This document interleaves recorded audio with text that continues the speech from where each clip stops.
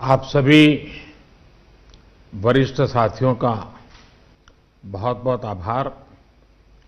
इस चर्चा में आपने जो विचार व्यक्त किए, जो सुझाव दिए, मैं समझता हूं ये बहुत ही महत्वपूर्ण है। वैक्सीन को लेकर जो विश्वास इस चर्चा में नजर आया है, वो कोरोना के खिलाफ देश की लड़ाई को और मजबूत करेगा। यहां जो प्रेजेंटेशन हुआ, उसमें भी विस्तार से ये बताया गया कि कितने दिनों से प्रयास चल रहे हैं, क्या क्या चल रहे हैं, अब कहां पहुंचे हैं और किस मजबूती से हम आगे बढ़ रहे हैं। साथियों, इस बारे में बीते दिनों में मेरी सभी राज्यों के मुख्यमंत्रियों से भी लंबी बात हुई थी। टीकाकरण को लेकर राज्य सरकारों के अनेक सुझाव भी मिले थे। कुछ दिन पहले मेरी मेड इन इंडिया वैक्सीन बनाने का जो प्रयास कर रही वैज्ञानिक टीमें हैं, काफी देर तक उनसे बहुत ही सार्थक मेरी बातचीत हुई है। वैज्ञानिकों से भी मिलने का मौका मिला है और भारत के वैज्ञानिक अपनी सफलता को लेकर बहुत ही आश्वस्त हैं। उनका कॉन्फिडेंस लेवल बहुत ही मजबूत है जी। अभी अन्य देशों की कई वैक्सीनों के नाम बाजार में हम सब सुन रहे हैं, लेकिन फिर भी दुनिया की नजर कम कीमत वाली सबसे सुरक्षित वैक्सीन पर है और इस वजह से स्वाभाविक है पूरी दुनिया की नजर भारत पर भी है। अहमदाबाद, पुणे और हैदराबाद जाकर मैंने ये भी देखा है कि वैक्सीन मैन्युफैक्चरिंग को लेकर देश की तैयारियां कैसी हैं। हमारे भारतीय manufacturers, ICMR, department of biotechnology और ग्लोबल इंडस्ट्री के अन्य दिग्गजों के बहुत ही संपर्क में रह करके तालमेल के साथ काम कर रहे हैं। आप एक तरह से मानकर चलिए कि सभी कमर कस के तैयार बैठे हैं। करीब करीब 8 ऐसी संभावित वैक्सीन है जो ट्रायल के अलग अलग चरण में और जिनकी मैन्युफैक्चरिंग भारत में ही होनी है। जैसा यहां चर्चा में भी बात आई, भारत की अपनी 3 अलग अलग वैक्सीन का ट्रायल अलग अलग चरणों में है। एक्सपर्ट्स ये मानकर चल रहे हैं कि अब कोरोना की वैक्सीन के लिए बहुत ज्यादा इंतजार नहीं करना पड़ेगा। माना जा रहा है कि अगले कुछ हफ्तों में कोरोना की वैक्सीन तैयार हो जाएगी। जैसे ही वैज्ञानिकों की हरी झंडी मिलेगी, भारत में टीकाकरण अभियान शुरू कर दिया जाएगा। टीकाकरण के पहले चरण में किसे वैक्सीन लगेगी, इसे लेकर भी केंद्र सरकार राज्य सरकारों से मिले सुझावों के आधार पर काम कर रही है। इसमें प्राथमिकता कोरोना के मरीजों के इलाज में जुटे health care workers, frontline workers और जो पहले से गंभीर बीमारियों से जूझ रहे हैं, वैसे बुजुर्ग लोगों को दी जाएगी।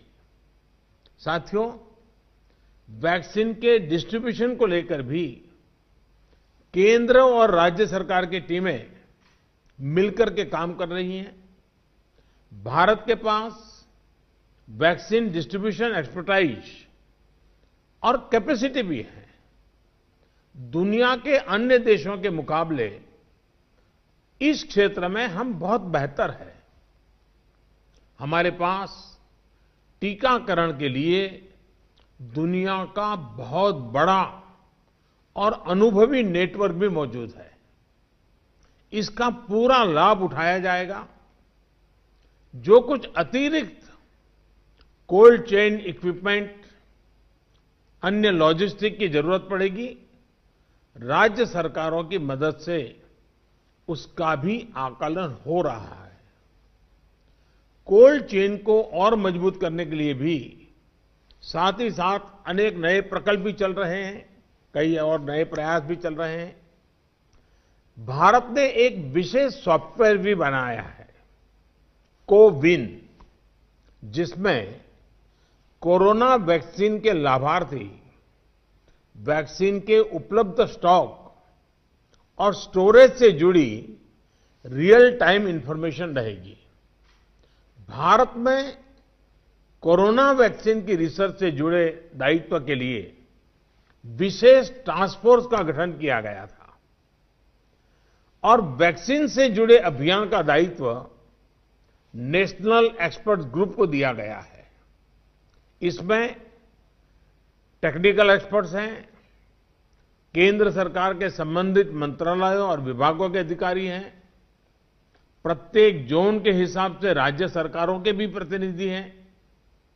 ये नेशनल एक्सपर्ट ग्रुप राज्य सरकारों के साथ मिलकर के काम कर रहा है। राष्ट्रीय और स्थानीय हर जरूरत के मुताबिक फैसले नेशनल एक्सपर्ट ग्रुप द्वारा सामूहिक तौर पर लिए जाएंगे। साथियों, वैक्सीन की कीमत कितनी होगी, इसे लेकर भी सवाल स्वाभाविक है। केंद्र सरकार इस बारे में राज्य सरकारों के साथ बात कर रही है। वैक्सीन की कीमत को लेकर फैसला जन स्वास्थ्य को सर्वोच्च प्राथमिकता देते हुए किया जाएगा और राज्य सरकारों की इसमें पूरी सहभागिता होगी। साथियों, एक राष्ट्र के रूप में भारत ने जो फैसले लिए, जिस प्रकार भारत ने तेजी से वैज्ञानिक तरीकों को अपनाया, उसका परिणाम आज दिख रहा है। भारत आज उन देशों में है जहां पर प्रतिदिन टेस्टिंग बहुत ज्यादा हो रही है। भारत आज उन देशों में है जहां पर रिकवरी रेट भी बहुत ज्यादा है। भारत उन देशों में भी शामिल है जहां पर कोरोना की वजह से होने वाली मृत्यु दर इतनी कम है। भारत ने जिस तरह कोरोना के खिलाफ लड़ाई को लड़ा है, वो प्रत्येक देशवासी की अदम्य इच्छा शक्ति को दिखाता है। विकसित देशों, अच्छे मेडिकल इंफ्रास्ट्रक्चर वाले देशों की तुलना में भी भारत ने इस लड़ाई को कहीं बेहतर तरीके से लड़ा है और अपने ज्यादा से ज्यादा नागरिकों की जान बचाई है। हम भारतीयों का संयम, हम भारतीयों का साहस, हम भारतीयों का सामर्थ्य इस पूरी लड़ाई के दौरान अतुलनीय रहा है, अभूतपूर्व रहा है। हमने सिर्फ अपने ही नागरिकों की चिंता नहीं की, बल्कि हमारे देशों के नागरिकों को भी बचाने का हर प्रयास, अन्य देशों के साथ मदद करने का भी काम, हर संभव प्रयास किया गया। साथियों, फरवरी मार्च की आशंकाओं भरे, डर भरे माहौल से लेकर आज दिसंबर के विश्वास और उम्मीदों भरे वातावरण के बीच भारत ने बहुत लंबी यात्रा तय की है। अब जब हम वैक्सीन के मुहाने पर खड़े हैं, तो वही जनभागीदारी, वही साइंटिफिक अप्रोच, वही सहयोग आगे भी बहुत जरूरी है। आप सभी अनुभवी साथियों के सुझाव भी समय समय पर भी इसमें प्रभावी भूमिका निभाएंगे। आप सभी जानते हैं कि जब भी इतना व्यापक टीकाकरण अभियान चलता है तो अनेक प्रकार की अफवाहें भी समाज में फैलाई जाती हैं। ये अफवाहें जनहित और राष्ट्रहित दोनों के विरुद्ध होती हैं। इसलिए हम सभी दलों का ये दायित्व है कि देश के नागरिकों को ज्यादा से ज्यादा जागरूक करें, उन्हें किसी भी अफवाह में बचाएं।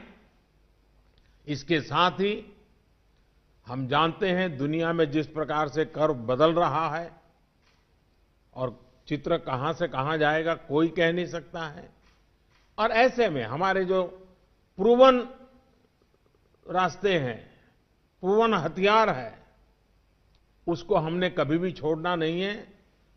और इसलिए 2 गज की दूरी और मास्क के प्रति भी हम लोगों को लगातार सतर्क करते रहना है। देश ने अब तक जो प्राप्त किया है, किसी भी तरह की लापरवाही उसे नुकसान पहुंचा सकती है। मैं सभी राजनीतिक दलों के महानुभावों से आग्रह करूंगा, हर एक को आज बोलने का अवसर नहीं मिला है, लेकिन मेरी प्रार्थना है कि आप लिखित भेजिए। आपके सुझाव बहुत काम आएंगे, आपके सुझावों को गंभीरता से लिया जाएगा और योजना में वो भी बहुत पूरक होंगे। इन सभी आग्रह के साथ मैं आज आप सभी का बहुत बहुत आभार व्यक्त करता हूं। आपने समय निकाला, बहुत बहुत धन्यवाद।